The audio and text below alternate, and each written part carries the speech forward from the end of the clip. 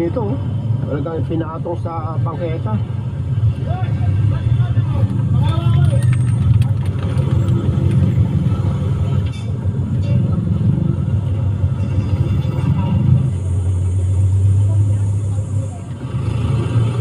Okay, tara.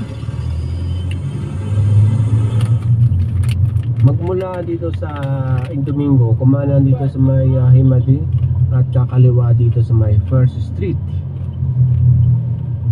Ang labas nito, Gilmore. Dito mayroong one side parking. Ayun ang ganda tignan, no? Pero minsan may nahahatak dito dahil hinaharangan nila yung fire hydrant. Ito yung sinasabi ko. Pag halimbawang may bumbero dito, hirap na makakuha ng tubig dahil may nakaharang. Magmula dyan sa hydrant, ulitin ko lang 4 na metro ang layo. Siguro mga hanggang dito. Hanggang dito pwede ang unahan ng sasakyan na yan. Ikot. Dapat 4 na metro ang layo sa fire hydrant. Masarap ang kain ko yun. So, dalawang mahatak dito. Ito, saka yung yan, yung itim. Yung itim. Hindi na, may kita 4 na metro na yan, yung sa unahan. Magmula doon sa dalawang mahatak, pagtawid lang dito sa Gilmore. Nasa Gilmore na tayo, kanto ng First Street saka Gilmore. Mayroong hahatakin doon dahil nasa kanto.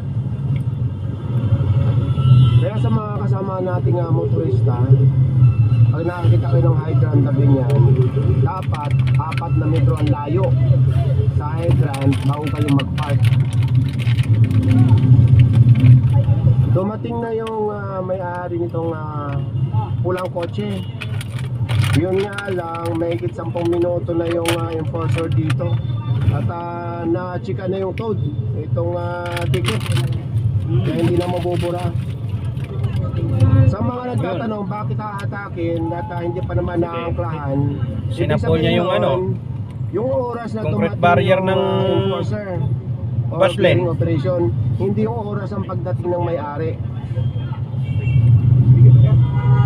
So nakipagtulungan naman yung may-ari ng kotse. Ayan.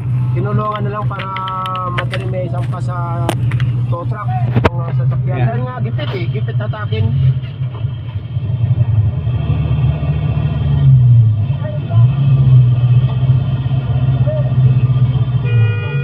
Nahatak na pala sa kabila. Bukod pala nakaparada sa kanto. Ayan. Naharangan yung pedestrian crossing. Yung Mabilis siguro takbo nito. Winasak yung plastic barrier Altis.